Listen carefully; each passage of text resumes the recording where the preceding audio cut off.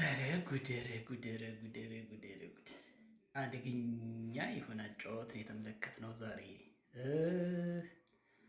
እኔ እንኳን እውነት ለመናገር በተረጋጋ ሁኔታ 90 ደቂቃውን አላየሁትም፣ ግን ይሄ ጨዋታ ብዙዎቹ ብድግ ቁጭ እያሉ በጭንቀትም በተለይ የአርሰናል ደጋፊዎች በጣም በጭንቀት የተመለከቱት ጨዋታ እንደሆነ ገምታለሁኝ።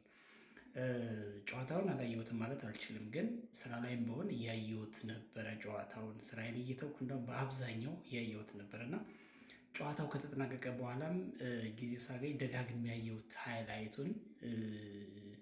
በአጠቃላይ የነበረው የጨዋታ እንቅስቃሴ ኦፍኮርስ በአርሰናል የበላይነት በአርሰናል ቁጥጥር ውስጥ ያለፈ ጨዋታ ነበር። 90 ደቂቃው በአጠቃላይ በ65 በመቶ የኳስ ቁጥጥሩን የበላይነት ወስዶ ነው አርሰናል የተጫወተው።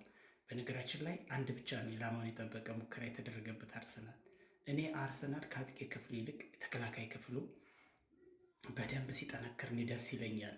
በራስ መተማመኔም ከፍ ይላል እንደ ክለቡ ደጋፊና በተለይ የተከላካይ ክፍሉ በደንብ እየመጣ ነው፣ ክሊንሺቱ እየመጣ ነው። ኦን ታርጌት የሚሞከሩ ኳሶች በጣም እየቀነሱ ነው ቁጥራቸው። እስከ 4ም እስከ 5ም እየተሞከረበት ነበር። በቅርብ ጊዜ በአንዴ ጋብሪኤል ማጋሌሽ፣ ሳሊባ፣ ሞስኬራ ሲጎዱ ካላፊዮሪን ጨምሮ እንደዚህ አይነት ነገሮች እየመጡ ነበረ። አሁን እሱ እየተሻሻለ ነው ያለው። ስለዚህ የአርሰናል የተከላካይ ክፍል ወደ አስተማማኝ ብቃቱ እየመጣ እንደሆነ እያየሁ ያለሁበት ሁኔታ ነው ያለው። በዚህ ጨዋታ የተመለከትኩት እሱን ነው። የአጥቂ አማራጩም ሰፍቷል በደንብ። ለምሳሌ አርሰናል በአማራጭነት የአጥቂ መስመር ክፍል በአማራጭነት ማሰለፍ እየቻለ ነው። ለምሳሌ ዛሬ የመጀመሪያው ተመራጭ ዮኬሬሽ ነበረ።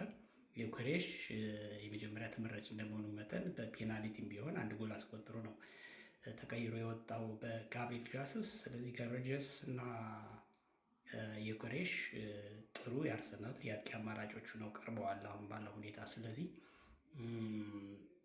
ከምን ጊዜውም በላይ የአጥቂ አማራጭ ምርጫ ላይ ነው ማለት ነው አርሰናል እና በአጠቃላይ ቡድኑ የተሟላ ነበር ማለት ይቻላል። እንግዲህ ቢጋቢ ወይም ጋብሪኤል ማጋሌሽን ከማጣት ሙስኬራን ከማጣት ከኋላ መስመር ላይ ካልሆነ በስተቀር ከዛ ውጭ ወደ ተሟላ ስብስቡ እየመጣ ነው አርሰናል እና በዛሬው ጨዋታ በአጠቃላይ ኤቨርተኖች ምንም እንኳን በኳስ ቁጥጥር ቢበለጡም በሙከራ ቢበለጡም በአጠቃላይ ስታስቲክሳዊ መረጃዎች ቢበለጡም በጠባብ የጎል ልዩነት እንዲሸነፉ 1-0 ብቻ ተቆጥሮባቸው አንድ ጎል ብቻ ተቆጥሮባቸው በዚሁም ጨዋታው እንዲያልቅ ያደረጉበት መንገድ እና እንደውም ከአምባክም ለመምጣት ያደረጉት ሙከራ በቀላሉ የሚታይ አይደለም። ኤቨርተን በጣም ጠንካራ ቲም ነው። በእርግጥ ሁለት ቁልፍ ተጫዋቾችን በአፍሪካ ዋንጫ አጣ ተብሎ ነው እንጂ ደካማ የሚባል ቲም አይደለም ኤቨርተን። ጃክ ግሪሊሽ በጉዳት አይሰለፍም ተብሎ ነበር፣ ግን ባለቀ ሰዓት ተሰልፎ አይተነዋል። ጥሩ እንቅስቃሴ እያደረገ ነበርና አርሰናልም በትክክል ፈትኖታል ብሎ ማለት ይቻላል። ኤቨርተን 1-0 መሸነፍ ማለት ጠባብ ውጤት ነው እና ለአርሰናል ግን 2-3 ነጥብ ነው ትልቁ ቁም ነገሩ እሱ ነው እና በአጠቃላይ ግን የዛሬው ጨዋታ ለአርሰናል እጅግ በጣም ጣፋጭ እና ወሳኝ 3 ነጥብ፣ ምክንያቱም በደረጃ ሰንጠረዡ በ2 የነጥብ ልዩነት ሲቲን አስከትሎ በመሪነት እንዲቀጥል እና ለሞራሉ ለአጠቃላይ ለቡድኑ ተነሳሽነትም በመሪነት ላይ ተመልሶ መቀመጡ በጣም ወሳኝ ስለነበረ የዛሬው ነጥብ በጣም ወሳኝ ነበርና ከምንም በላይ 3 ነጥብ ነው ዋናው ጉዳይ። ከዛ ውጭ ግን አሁንም ቢሆን በተለይ ያለፉት 2 እና 3 ሳምንታት ያው የጨዋታ ተደራራቢነት፣ ጫና፣ ጉዳት የሚሉት ምክንያቶች ያስቀምጥን ካልሆነ በስተቀር አርሰናል እንደ አንድ ደጋፊ መሻሻል ያለበት ማደግ ያለበት ብዙ ነገር አለ። የዋንጫ ቲም ትክክለኛ የዋንጫ ቲም ለመሆን አሁንም የሚቀሩ ነገሮች እንዳሉ መናገር ይቻላል።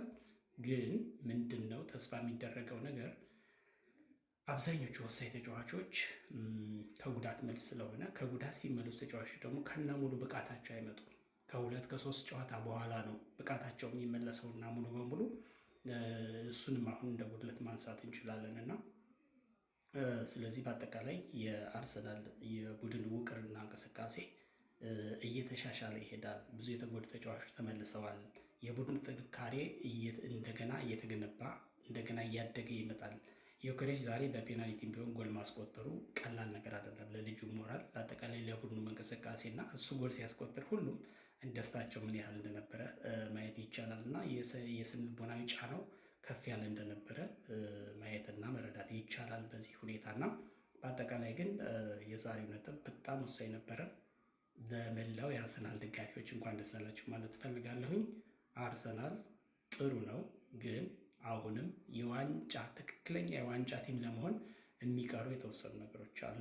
በዛሬው ጨዋታ ግን ማይክል አርቴታ ካለፉት ጨዋታዎች የተማረው ቁልፍ ነገር ብዬ የማስበው ምንድን ነው፣ ባለቀ ሰዓት እየመራ ከሆነ ሙሉ በሙሉ መከላከል የሚለውን ነገር ትቶ እስከ መጨረሻው ጫና አድርጎ መጫወት አዋጭ እንደሆነ የተማረ ይመስለኛል እና ዛሬ እንዲያውም ኦዲጋርድ ሲያስወጣው ማይክል ሜሪኖን ማስገባቱ አልጠበቁም ነበር።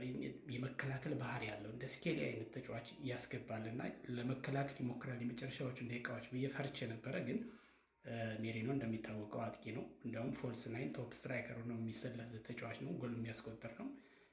ስለዚህ አጥቅቶ እስከ መጨረሻው መጫወቱ 1-0 ቢሆን አስጠብቆ ለመውጣቱ ትልቅ እገዛ አድርጓል ብዬ አስባለሁ እና እንደዚህ ያለፉትን ነጥብ የተጣለባቸውም የተሸነፉትንም ጨዋታዎች እንደ መማሪያነት ማየትና መጠቀም ከተቻለ በጣም አሪፍ ነው። ስለዚህ ዛሬ በአጠቃላይ አርሰናል ጥሩ ነበረ።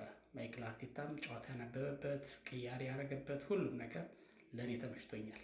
እንደው በተሟላ ሁኔታ ቁጭ ብዬ ባልገመገመውም ጨዋታውን ግን ባየሁበት የጨዋታውን እንቅስቃሴ በገመገምኩበት ልክ ጥሩ ነበር ብዬ አስባለሁኝ። ለመላው አርሰናል ደጋፊዎች እንኳን ደስ አላችሁ እላለሁኝ። ይመቻችሁ።